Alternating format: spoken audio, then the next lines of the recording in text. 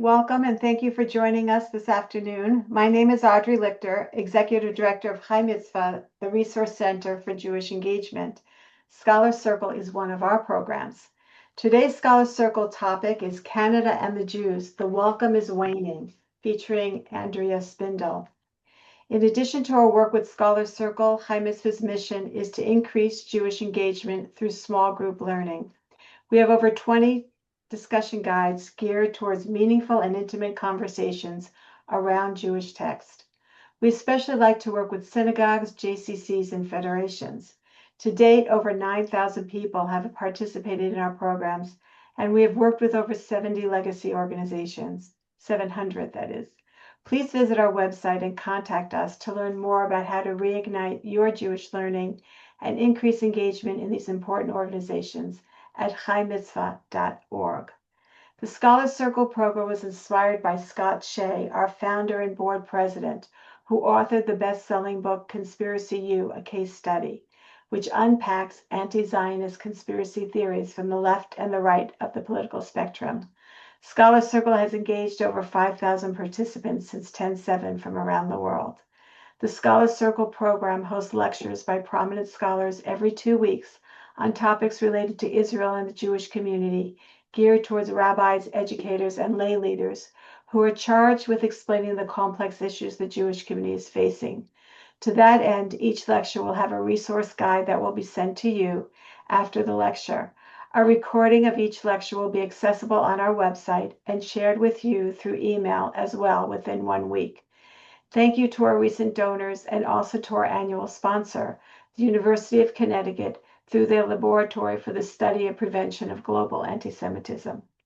We welcome audience questions anytime. Please use the Zoom Q&A box. Scholar Circle is a program of Chai Mitzvah, a 501c3 not-for-profit organization. Please consider supporting us and supporting Scholar Circle with a donation, which is fully tax deductible.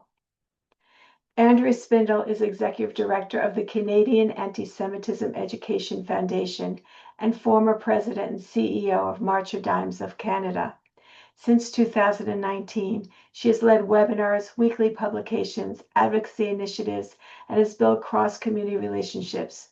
Through programming, she helps reach audiences across Canada, the US, Europe, Israel, and beyond, with a focus on combating anti-Semitism and strengthening Jewish identity, education, and support for Jewish self-determination.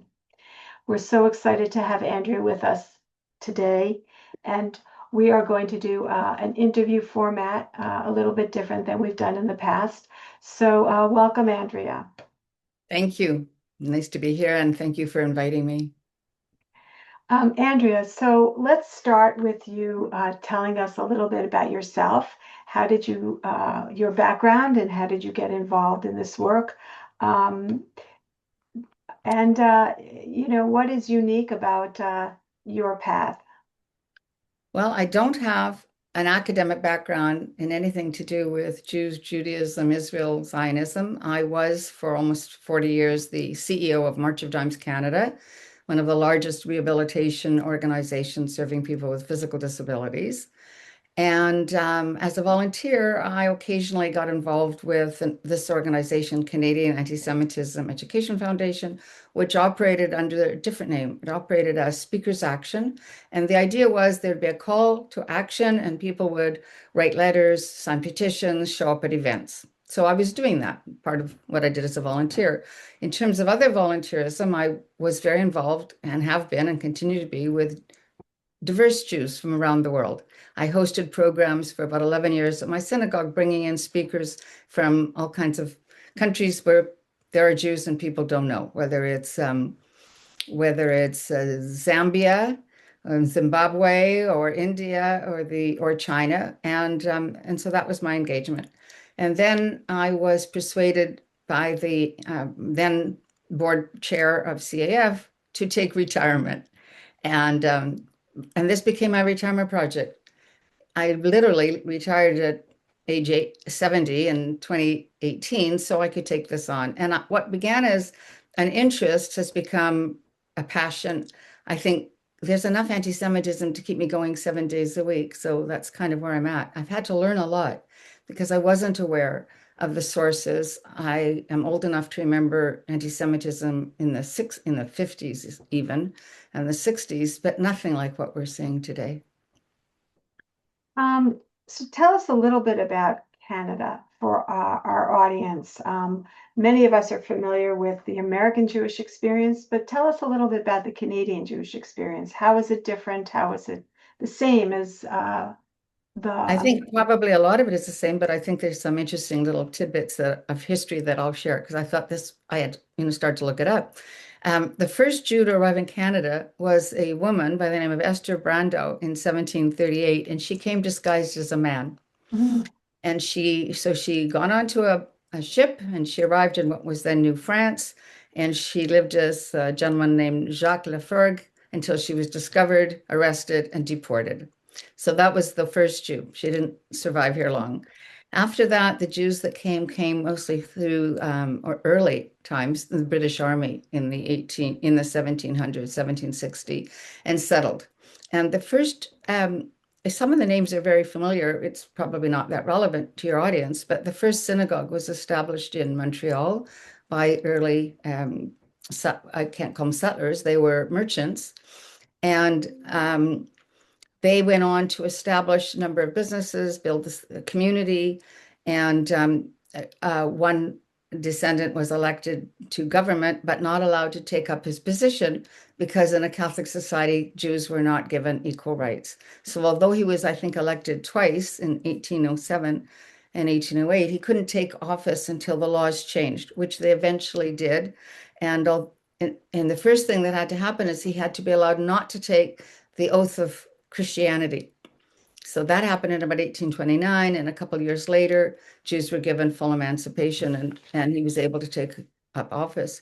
So for many years, Jews developed, as I imagine in the US, in terms of business life. Jews came from areas of high levels of anti-Semitism. They came from Russia because of the pogroms. I think there was a large influx. But I also realized that the first synagogue that is still functioning was Portuguese and Spanish synagogue, meaning Sephardic. And I think the synagogue I visited in the US that was the oldest was also Sephardic. So there's similarity there. One of the things I found interesting is that the oldest, if not in all of Canada, not just in the Jewish community, organizations that still survives and thrives is B'nai B'rith, which was founded in 1875. And so it's the oldest human rights organization in the country. And today, of course, it's got its hands filled with anti-Semitism, and we work with them. So some of the challenges were similar. Through the early years, Jews had restrictions on accessing universities and professional schools. And it wasn't until really, I was shocked to find in my lifetime in the 60s that the quotas were dropped on Jews getting into medical school. There was still discrimination in some cases because the standards for a Jew to get acceptance were higher. They had to get higher grades than non-Jews. So there were challenges. I don't recall as growing up in the prairies as I did, and my parents were both born in Canada and one in Alberta, one in Saskatchewan. I think that there was a very low level of anti-Semitism. It was really more stupid remarks by stupid people than any outright discrimination. Although I do remember that social private clubs were still exclusive. Mhm. And when I was invited to go with a friend to a wedding and it was at one of these clubs, my mother said, "You can't go, you're Jewish." And I said, "I'm going." Like, they're not going to ask me at the door. And they didn't. But I knew you couldn't be a member of that club. So all of that changed with the Charter of Rights and Freedoms in Canada. And I think for many years, we all thought it was the Golden Medina and we were doing very well, right? However, interesting enough, this organization that I'm with was founded in 2004. Why? Because there was growing anti-Semitism. And the woman who founded it, who's a retired teacher, Shirley Ann Haber, deserves a lot of credit. For many years, she organized events, brought in speakers to many, many synagogues, community events, professional associations, churches, to educate people about growing anti-Semitism. She wasn't always taken seriously. The Jewish community did not rally.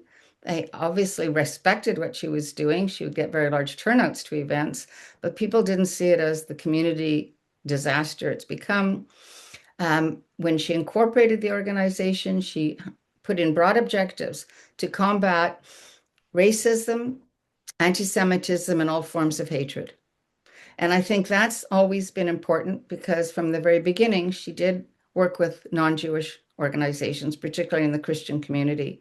And I've tried to expand that. We work with the Hindu community, obviously the Iranian dissident community, and many others.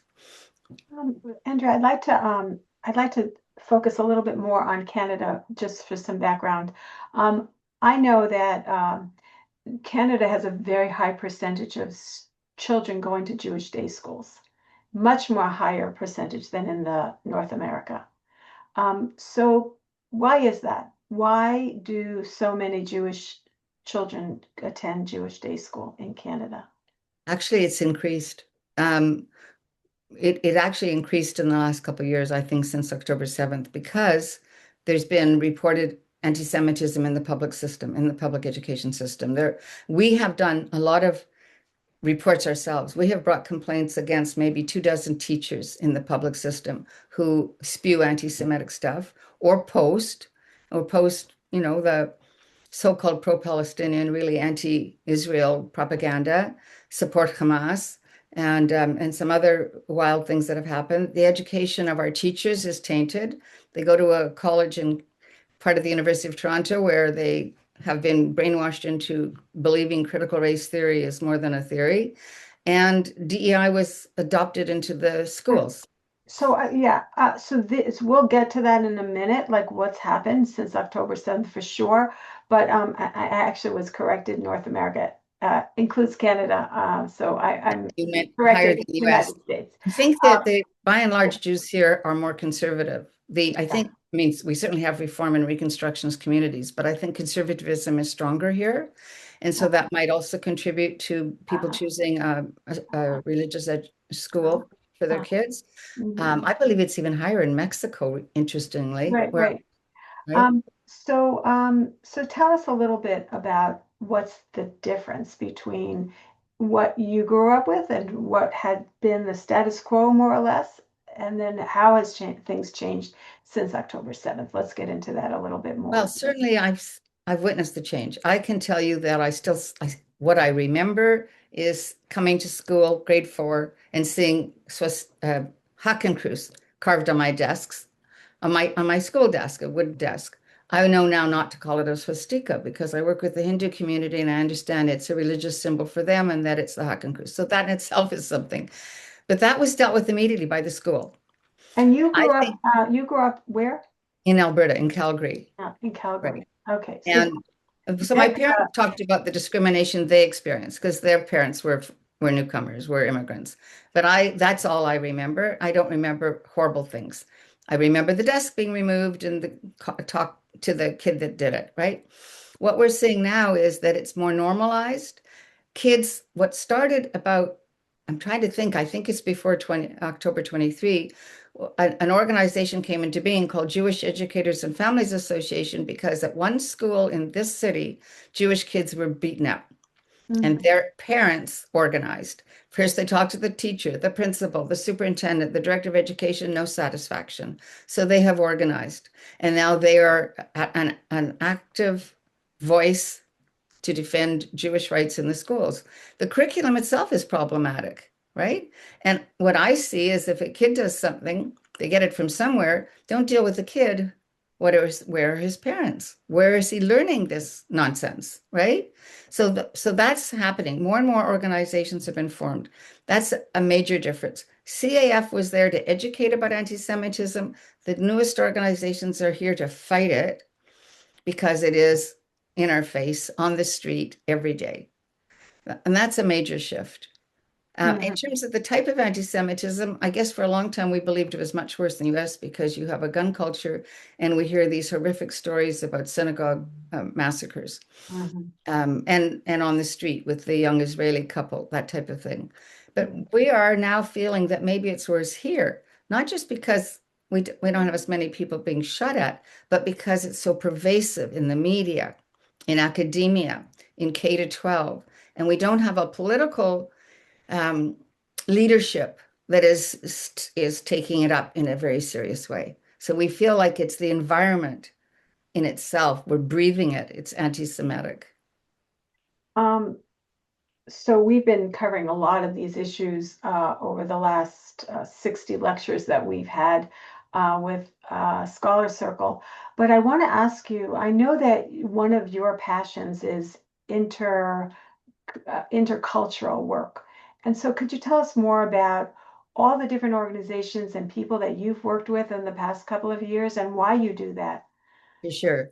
So the first group that I became familiar with, because they were already working with CAEF for 20 years, are Christian Zionists, evangelical Christians. And the largest organization in Canada that we've partnered with many, many times is the International Christian Embassy Jerusalem. They're fabulous people. They've raised millions for programs in Israel. They're Zionistic to the hilt, and they know more, I think, than many Jews do about both Israel and Judaism.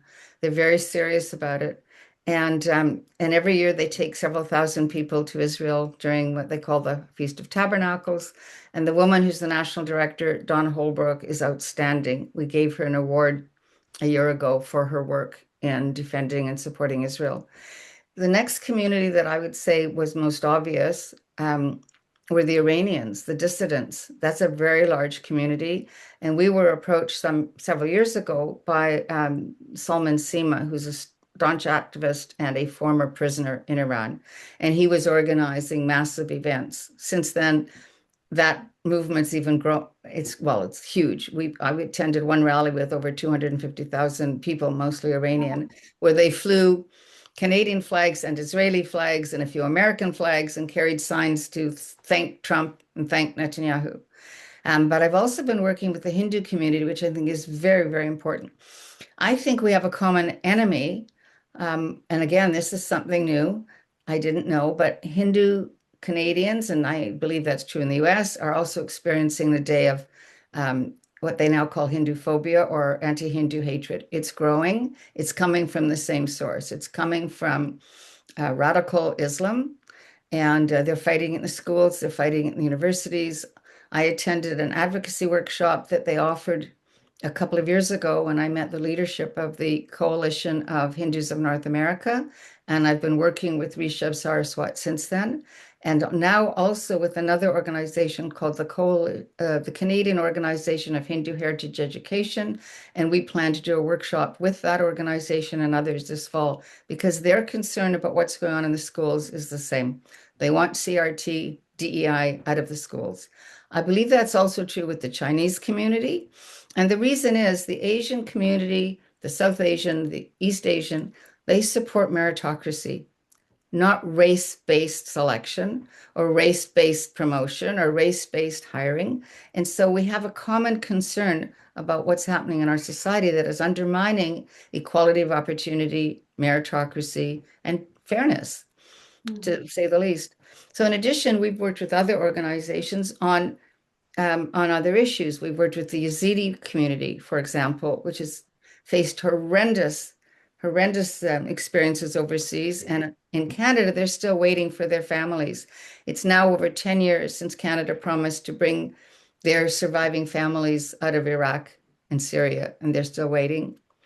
We've also been working with and reached out to the Kurdish community here. And there are several other, I guess, persecuted minorities that we have with which we have concerns in common. And I think that one of the pieces we have to consider fighting is that anything we do that people don't like, they call racist. So now it's even difficult to define and defend what you're doing because if you take a stand against, for example, the radicalization of young Muslims, then you're a racist. So we're in a very tough environment, I think Jews everywhere, as this defending Israel is now called anti-Palestinian racism, which is utter nonsense, right? So when we work within the schools, we're up against a climate that is so hostile, that boards of directors have adopted nonsense policies. Teachers' unions are teaching this garbage. And so it's a very hard nut to crack. And sadly, you're importing it. We're sending it to you. I think APR was developed here, and you're going to see it in the schools in the US. Right. I want to get to just take a little minute to ask you some questions that have come in. So we'll want to make sure our audience has a chance to ask what's on their minds. So Victoria asks, how much has Canada's open border policies contributed to the increase of anti-Semitism over the years? For example, the influx of Muslims and members of the Muslim Brotherhood, etc. It most definitely did. You know, being a welcoming country, promoting multiculturalism to the nth degree, and believing that justice is served by letting everybody in has undermined our very freedoms and our sense of well-being. It doesn't mean that Muslims shouldn't come, but it does mean that the vetting system has to improve. We know that during the civil war in Syria, Canada took in 20 or 30,000 Syrians. What was, I think, a very bad decision at the time was the Prime Minister Harper, Conservative Prime Minister, said priority would be given to persecuted minorities, and that would have been Christians and Yazidis and Nabateans, Chaldeans, whatever. And the minute that government fell and Trudeau took over, he said, we can't discriminate. So who came in? Were Muslims. Many of the Muslims are fine and they're doing well and they've got businesses and they've gone to, they've settled in. But many brought their hatreds here. They've been educated. They couldn't even avoid it. They went to schools in Syria to learn how to hate us. And there was no vetting around that kind of situation. At the same time, synagogues really worked very hard to bring Syrians in and sponsored them. I put together a group to bring Yazidis, and I've worked with that community ever since. But I think that open borders is a problem. And it hasn't helped that our border for many years between Canada and the US was an open border. And we know that the American government's not too thrilled about that. Right. Somebody asked, you formed so many alliances with so many different groups, and somebody asked, is it forming an alliance with people who still see Jews as inferior, as a tool to the world domination of their religion, really a good idea? So I actually don't think that that is the case. And that person's probably thinking of Christian Zionists, right? Or evangelicals. No. Right. There are definitely messianic people, Jews who are messianic, and Christians who are messianic, who believe that, the salvation comes when all the Jews go back to Israel and become Christian. But that's definitely not what's behind the International Christian Embassy. And I've checked that out pretty thoroughly. And I've had conversations with both the national director here and the CEO in Jerusalem. And no, I can assure you that their love for Jews and Judaism is sincere, much as it is with John Hagee. And I met with Pastor Hagee in the States also. And Pastor Hagee says this, there's no Christianity without Judaism. We need you. Right. And I believe that. It's amazing. Yeah, I believe that. I went to his Cornerstone Church in Houston. Was it Houston? No, it's in San Antonio, I think. A massive organization. They have a thing called, they have a group called, I'm blocking on the name right now, but they send hundreds and thousands of dollars to Israel every year. And he was very close to the Orthodox rabbi in his town who brought him to Israel and got him excited about this. And so it is truly amazing what he's done. Well, and there's other organizations, just wanted to name another one because I think people should look at what they produce. It's fabulous. And that is Ha'ovel. The Israel guys put out a regular webinar. And this is a family that settled in Habracha, Mount of Blessings, beside the Orthodox Jewish community that's there. I visited them when I was last in Israel. They're amazing. They are bringing volunteers in to help with the fields. During certain seasons, they're harvesting. In other seasons, they're planting. And they educate people in the Christian world. They raise money for Israel. And they're just amazing, lovely, wonderful people. There's an interesting question here. We can get in this a little bit about the politics of Canada. So Deborah asks, please comment on Prime Minister Carney's recognition of the state of Palestine. He said none of these conditions have been met by the Palestinian Authority. Nevertheless, Canada has been sending monies to the Palestinian Authority and threatening more sanctions against Israel. So can you comment a little bit about Canadian politics at the moment?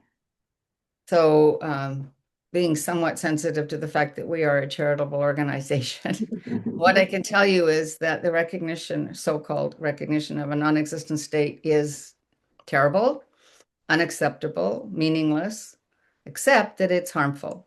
And that's the piece that I don't know how to communicate to this government, but it is recognizing a non-existent state which still endorses terror.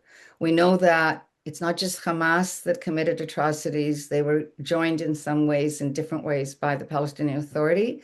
We know that the so-called president of a so-called state, Mahmoud Abbas, is not only a Holocaust denier, he denies the very existence of Israel, and their schools teach children that Israel's an illegal, illegitimate, non-functioning Zionist, racist, apartheid state, all of the above. And Canada provides financial support in two ways.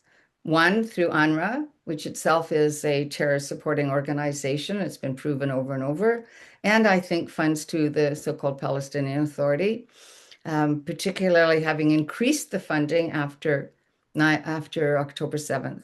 It was withheld. The government of the day put a hold on it. And that was in January of 24. And by April, they not only sent the money, they increased it. And Prime Minister Carney has increased it again. I say this, if Carney can recognize the non-existent state of Palestine, surely he could recognize Somaliland, which he has not done. Mhm. And there's a real state with real borders, a real government. It supports Israel. It is democratic, it is Muslim, and it needs support. We need to recognize that. But the so-called state of Palestine has no borders, and does not have elected government, nor will it, nor should it necessarily. I mean, this is the other crazy thing. Democracy doesn't necessarily bring you freedom. It's just because people vote doesn't actually help. Sometimes they elect people like Morsi in Egypt, Muslim Brotherhood. So we need to be very cautious about what we're promoting here. Right. Somebody asked, I'm not familiar with this, the Bill C9. Yes. To improve the situation for Canadian Jewry. Could you tell us a little bit about that bill and So Bill C9 has David? been very controversial, and the Jewish community hasn't been entirely unified on it. Many organizations, including CAEF, supported it with amendments and pushed for certain amendments. Other organizations took the view that we don't need more legislation, we need enforcement. I would underscore that. We need enforcement of existing laws. There's no reason for the police not to arrest people who are inciting. It's even more important that they get prosecuted and not released. Tell us a little So bit Bill what is the C9 bill? was a bill to combat hate, and there are a number of elements to it, one of which is to restrict or list certain symbols as hateful. So you can't fly the Hamas flag or the ISIS flag or the Haken Cruz. Those are now considered hate symbols. Another was to look at the protection of communities. We have bubble legislation at a local level in certain communities, meaning you can't come within a certain distance to a Jewish school or synagogue with your hateful propaganda. But now it's to protect all such religious organizations and community institutions, right? And it's broad.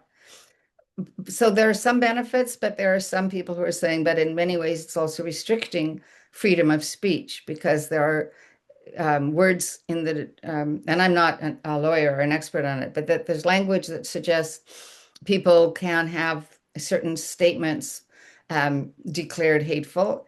And there was a dispute around what is a religious statement you could defend on the basis of religion and whatnot. And the government of the day chose not to put in the religious defense. It's a tough call because we see the hate. And as you know, most of it is couched in anti-Zionism, and that's perfectly fine. Go ahead and hate Israel. What we're trying to show all the time is it's not about just criticism. It's denigrating.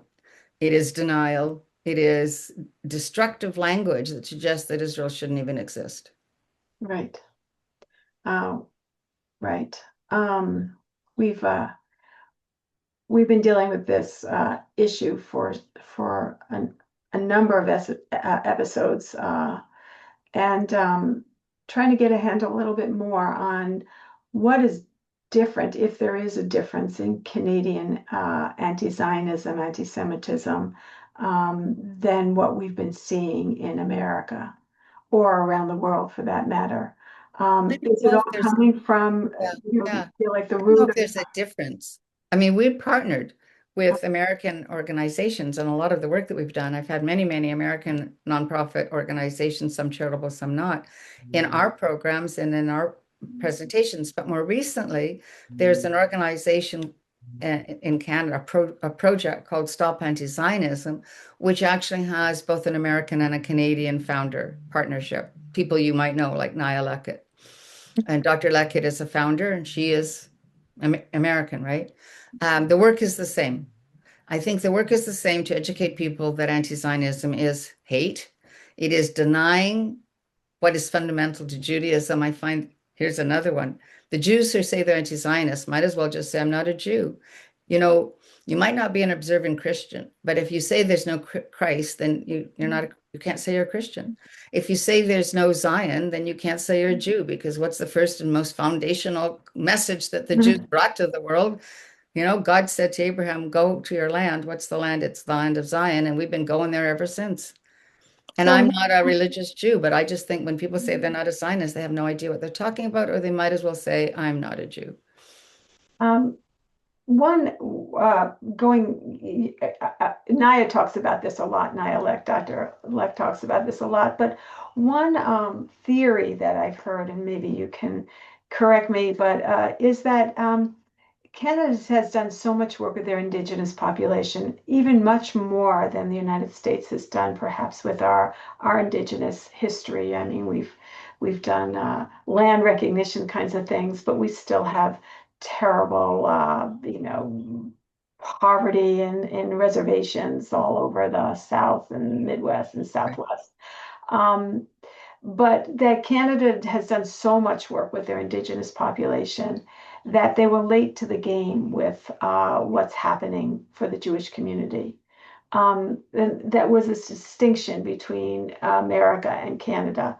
That was one theory that I've read about, but maybe you can comment on that. Well, we still have poverty Mm. among the Indigenous, perhaps at a higher proportion than in the non-Indigenous community. We know that there's still racism, but it's not, in my view, systemic, and I'll debate that obviously with people. I know that there are people who are racist, and there are people who are racist against every different race, including white people. I don't think CRT is anything but racist, by the way. So here in Canada, we've spent a lot of time and money in several years in what's called Truth and Reconciliation that produced reams of recommendations. Many have been implemented, some have been ignored completely, some still need to happen. I learned in recently, having done been part of an organized group that put together 5 days of activities on Indigenous and Jewish friendship. We called it Building Indigenous and Jewish Friendship. And we just had 32 Indigenous people here. Several came from the States. And so we learned about the treaties. And the treaties need to be need to be held up as statements of peacemaking. Justice Harry Laforme says that we should, in our arguments, for example, with the University of Toronto when they allowed encampments, point out that the treaty does not give them the right to allow an encampment on that land. That Mhm. land was given for our use under peacemaking, and that was not peaceful. So that's very interesting. That's a piece of history and law and knowledge that most of us wouldn't have. We know that the Indigenous people who are Christian are very supportive of Jewish people whom they see as indigenous to the land of Israel.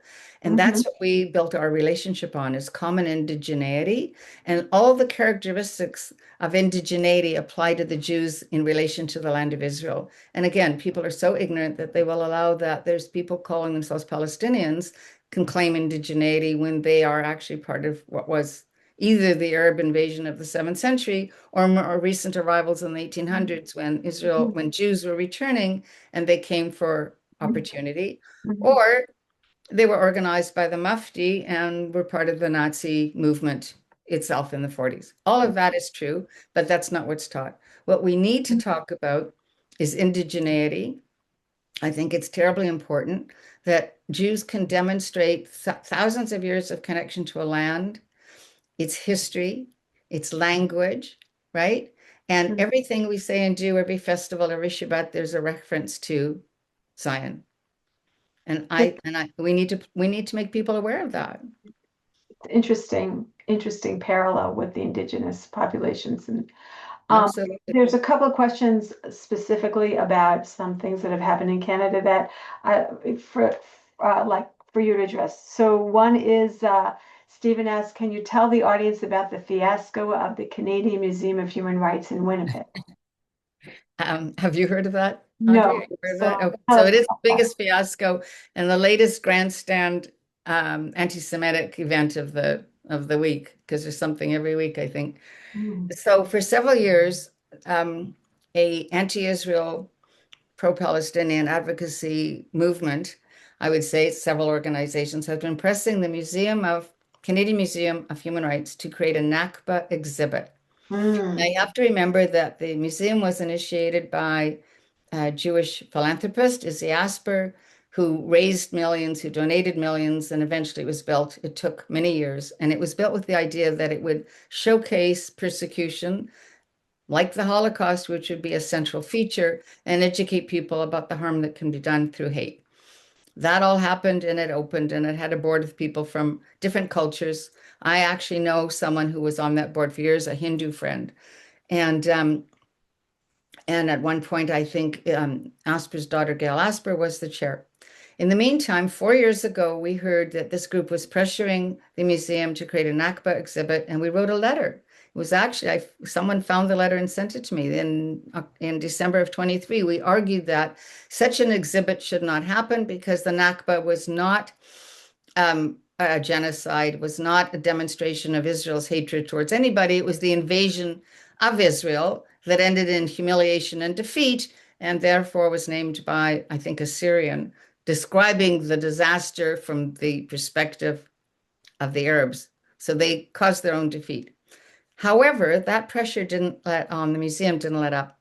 And some months ago, we learned the Nakba exhibit was opening, and many organizations across the country, Jewish and non-Jewish, started to protest and asked to see it, asked to have it reevaluated, asked who was on the advisory committee, who was the curator, how did it all happen?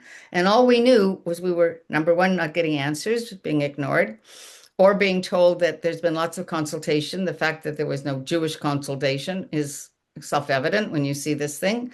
Or if it was with Jews, it was with the anti-Zionist Jewish organization, equivalent to your JVP. We have IJV. And otherwise, it was ignoring historical truths and is described as a reflection of individual personal experience or the narratives. Well, narrative's not history, right? And relying on narratives to create an exhibit of tens of millions of dollars is unacceptable. So what happened is lots of organizations, including the National Jewish Organization, made representation, asked to see it before it opened. We're denied that. A couple of days before it opens, the only Jewish member of the board steps down himself.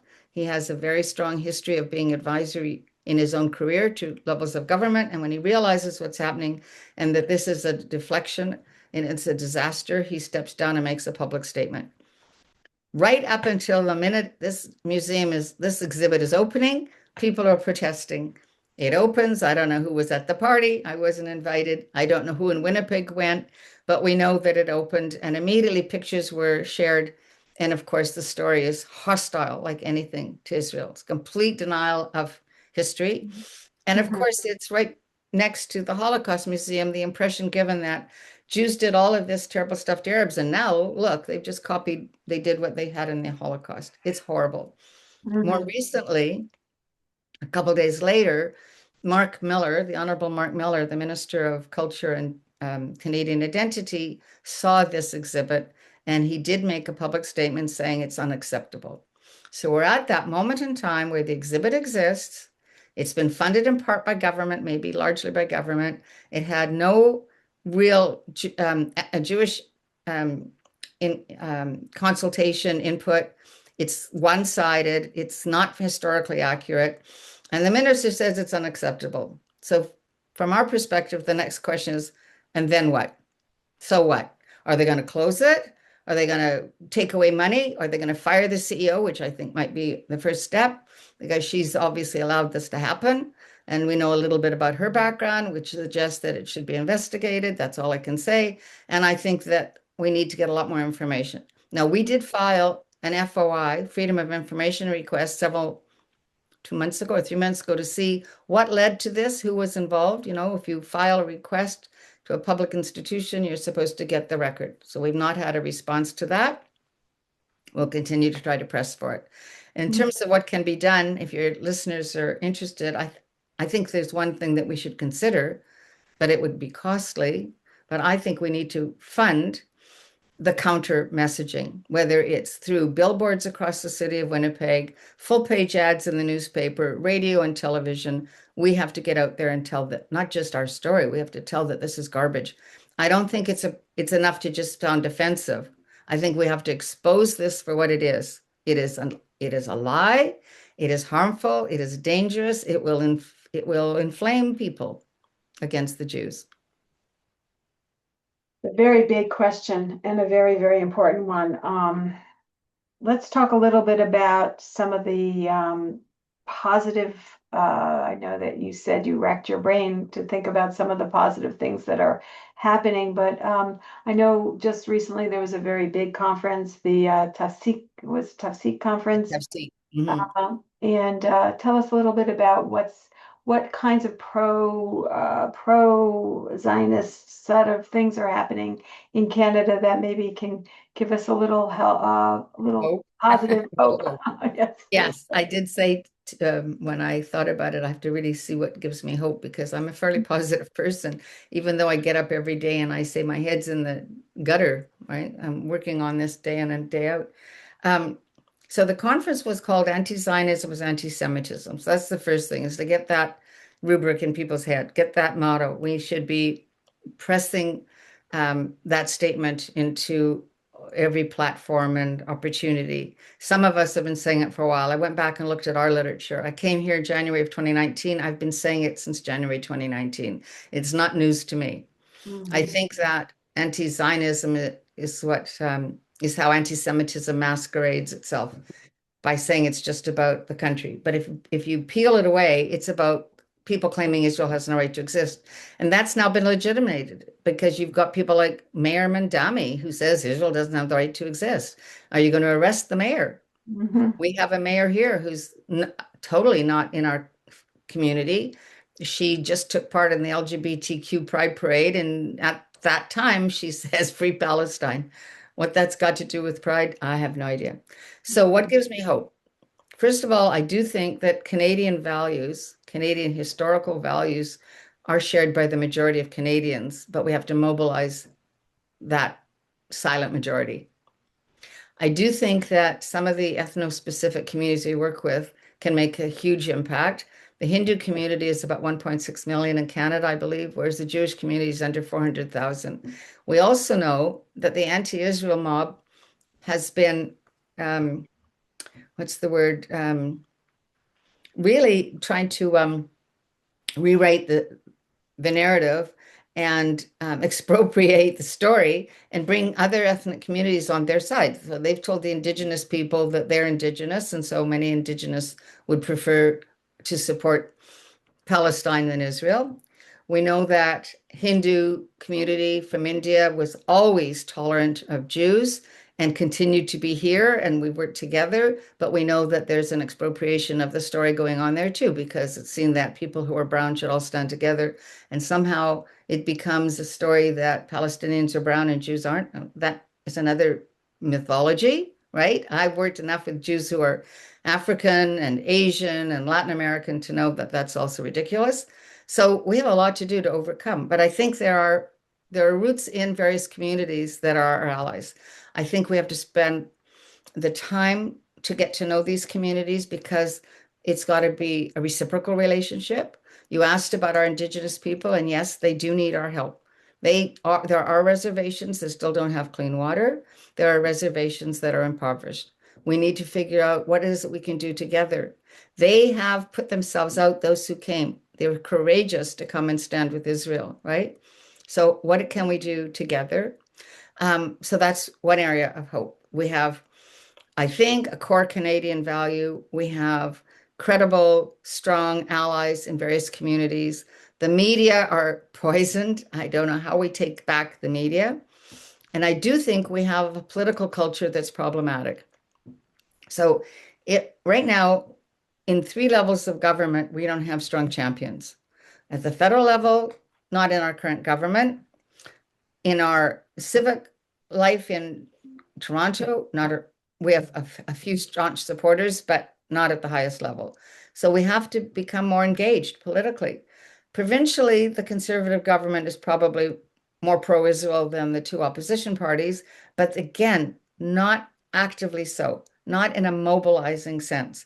I think we need to have people who do more than say, this is a classic, when something bad happens, they say, this is not our Canada. But it is our Canada. The reality is now anti-Semitism is here in large swaths of the population. So we need to name what's contributing, and maybe the same in the US. Are people prepared to say that Islamic anti-Semitism is real? And what's the source of it? And where is it being taught? Is it taught in the mosque? Is it taught in the schools? Where is it? We should be uncovering it. We need to talk about extreme left anti-Semitism instead of just saying, well, you're either a liberal or you're a conservative. Nonsense. Today's conservatism is the home of the classical liberal. Mhm. But I think we have a hard time using these words, Audrey. We're really afraid of labeling, and then we will be called racist. I can be assured that after this call, I will hear that that's how it's perceived. Right. Can you give us some statistics? You glossed over that for a minute. How many Jews Yeah. are in Canada? So there are fewer than 400,000. At one time, we used to say it was 400 and some thousand, but now it's more like 380,000. So we're a diminished part of the Wow. population. We were, when I was young, we used to say we were 2%. We're 0.9% of the population now, shrinking as the population grows. Mhm. And the immigrant Muslim population is larger, significantly larger. I remember Yeah. when it was 600,000, now it's 1.4, 5, 6,000. I was going to tell So you that's, also about the incidence that's of about three anti-Semitism. I times. have here. The Muslim population is about three times the Jewish population. Correct. Wow. It's Correct. amazing. And here's something that's interesting. I looked it up because B'nai B'rith Canada does a study every year, an audit. They call it the anti-Semitism audit. They've been doing it since 1982. This is shocking. They reported that for 2025, there were 6,800 incidents of anti-Semitism, which is equivalent to 18.6 incidents each day, the Unbelievable. highest ever recorded. Now, I remember what happened in 23, 24. It went like this, but it hasn't come down.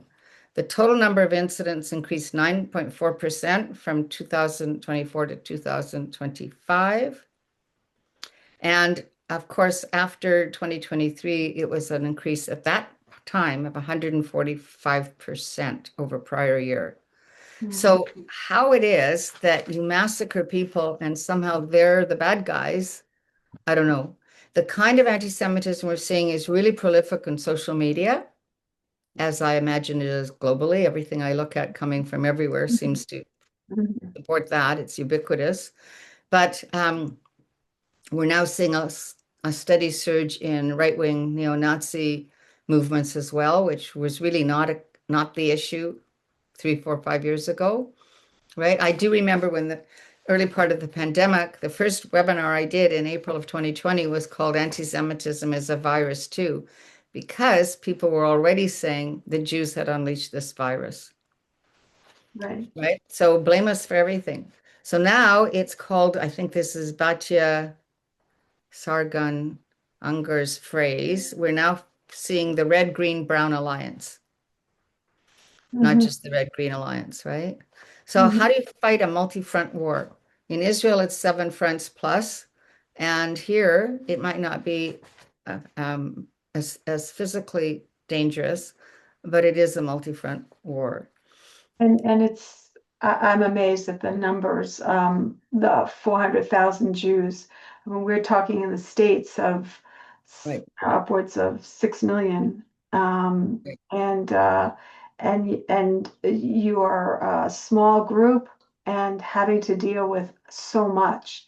It's really amazing the work that you're doing and the energy that you have and the passion that you have and the and what's so amazing are the alliances that you formed with so many different groups. It's really quite impressive, and the work that you've done and have you shared with us today. Um, is there anything, just looking at the questions that are coming in, just to make sure that somebody's talking about, somebody asked for your contact and Simon's going to get that for That them. would be great. Um, Yeah, I'd be happy if people followed up with me. Be very happy to do that. right. We'll get back. If you don't get Andrea's emails every day, she's very, very, very prolific and full of all kinds of information. So People definitely. can sign up for our newsletter. I do put out a bulletin every week on top of Right. everything else. So Um, that's a collation of many things, but I do try to cover what's happening here as well as to bring other resources to people's attention. So other people, other agencies produce a lot of material. I try to put that into the bulletin. We don't have to create everything ourselves. Right, right. Um, so in the time we have remaining, is there anything that we didn't cover that you'd like to leave us with? There was just one question somebody had Mhm. early on about an incident. Some weeks ago, there was a news item about a young woman that went missing in Toronto. Do you have an update on that? Is that in Sorry, the young woman who that went missing in Toronto? I guess a Oh, young yes, she was found. Yes, absolutely. She was 14 years old. All of a sudden, I've forgotten her name. We all knew her name. And the neighborhood she lived in is not far from me. I'm a few blocks from Bathurst Street, which we call the Yiddish Weg. All the synagogues are up and down Bathurst Street. She went missing for 12 days or something, and she oh my was God. found in a neighboring borough city. And we don't know the story. She was living in a basement with some man, and we don't know how it was she got there or what, if anything, was done to her while she was there. There's been no follow-up story, but she was seen I think, in a drugstore. Somebody reported it, and the police got her. Oh So wow. that was a positive outcome, but we Uh, don't know what transpired in the in uh, between. Okay, well, good that she was found. I hope that she is okay. Um, And thousands of people looked for her. I mean, what I read was incredible. The Jewish community came out in very large numbers and combed the city mhm, for her. mhm. Right, right. One Uh, of the things that I read that I think is interesting, the Jewish community bonded early in Canada around one thing, and that was Zionism.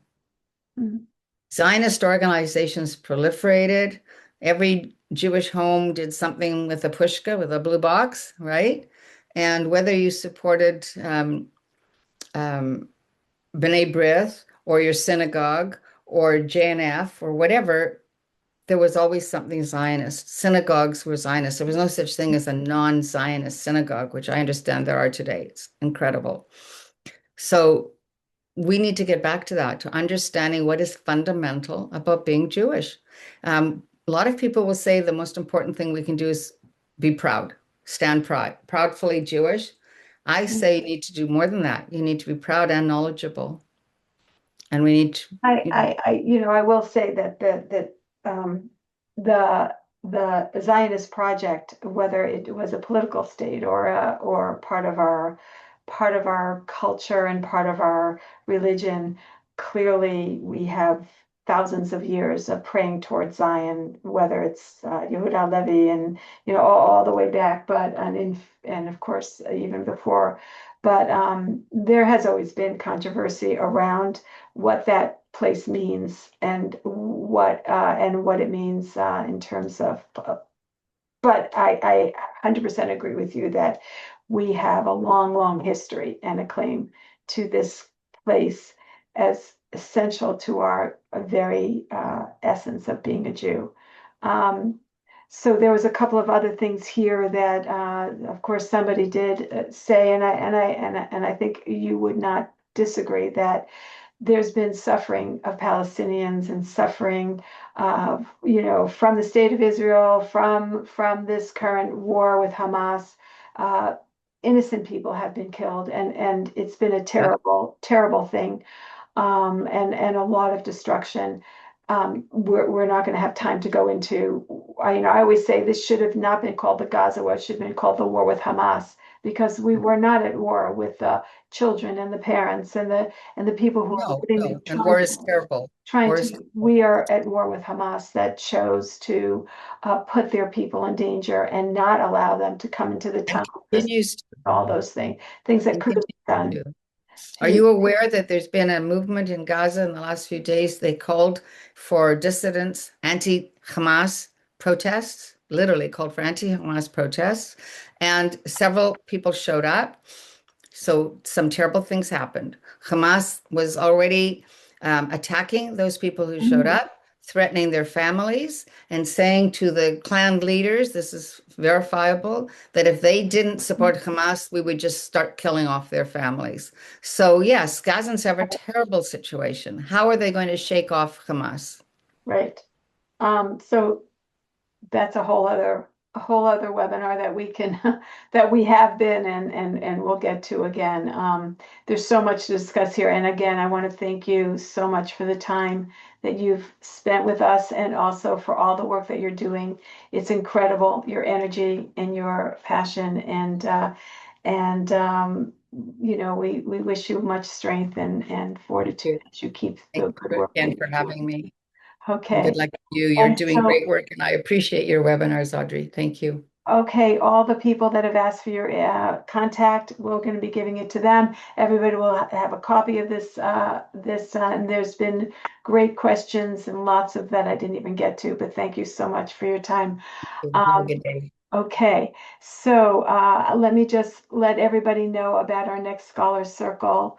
Our next Scholar Circle will be with Dr. Olga Kirschbaum-Sharadsky on Friends of Post 10/7. There are many friends exploring trends and developments after post 10/7. So join us on Wednesday, July 15th. Again at 12 p.m., Dr. Olga Kirschbaum-Sharansky lives in Israel, so she'll be speaking to us from Israel on July the 15th at 12 p.m. And you can register by joinscholarcircle.org. Please consider a donation to support our free lectures.